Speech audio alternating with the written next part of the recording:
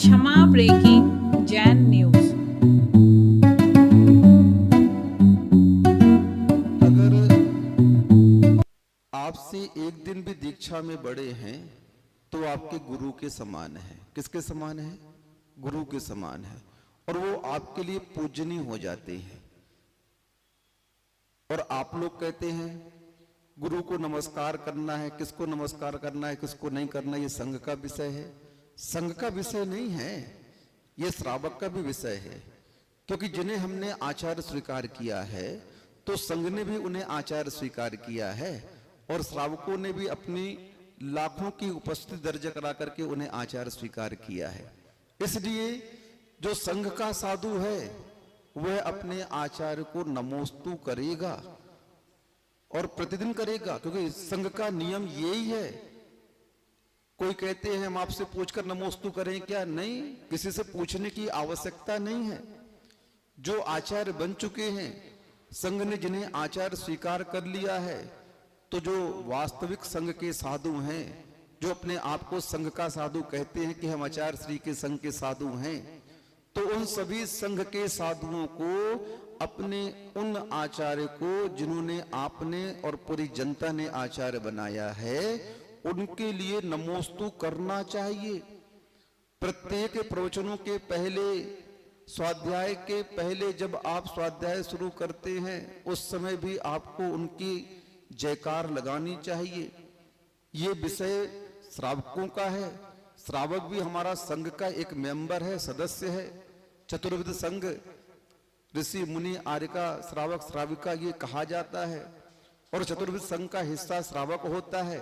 और श्रावक को भी अधिकार है, हे श्रावकों तुम पूछ सकते हो महाराज आप अपने आचार्य की जय क्यों नहीं बोलते हैं? क्या आपके कोई दूसरे आचार्य हैं क्या? तो उन आचार्य की जय बोलो। ठीक है, आचार्य श्री अब नहीं रहे, जिन्हें आचार्य बना करके गए हैं वो हमारे आचार्य हैं। और अगर आप संघ के साधु हो तो उनकी जयकारा लगाओ। ये बोलने की आवश्यकता नहीं है कि संघ का मैटर है। संघ का कोई मैटर नहीं है। संघ इस बात का खुलासा पहले कर चुका है उन्हें आचार्य पद देते समय। संघ ने उन्हें आचार्य स्वीकार कर लिया है उसी दिन जिस दिन सिंहासन पर बैठे, और जनता ने भी उन्हें आचार्य स्वीकार कर लिया है। इसलिए संघ के जो साधु हैं वो अगर विनयवान है तो उस संघ के लिए जो आचार्य बनाए गए हैं उनकी विनय करें। विनयेन मोक्ष द्वारम, विनय मोक्ष का द्वार है। हम दूसरों को तो उपदेश करता बन जाते हैं, उपदेश देते हैं, लेकिन स्वयं उन उपदेशों का पालन नहीं करते हैं तो हमारा कोई प्रभाव समाज में नहीं पड़ता है। अगर संघ के वास्तविक साधु हैं, संघ को आप मानते हैं, तो संघ के आचार्य की जय भी बोलना चाहिए। और श्रावकों को भी ये अधिकार है पूछने का, क्योंकि श्रावक भी संघ का माना गया है, और संघ का श्रावक ये पूछ सकता है।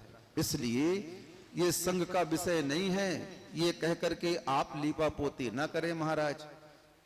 अगर संघ के साधु हैं तो संघ तो यही कहता है, और परंपरा भी यही कहती है कि अपने परंपराचार्य को आप नमोस्तु करें।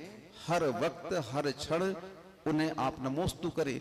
असंख्यात गुणी कर्मों की निर्जरा है अपने गुरु को नमोस्तु करने में।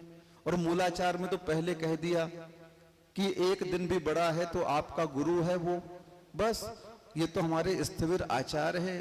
कितनी साधना इनकी थी, स्वीकार करने में क्या हो रहा है?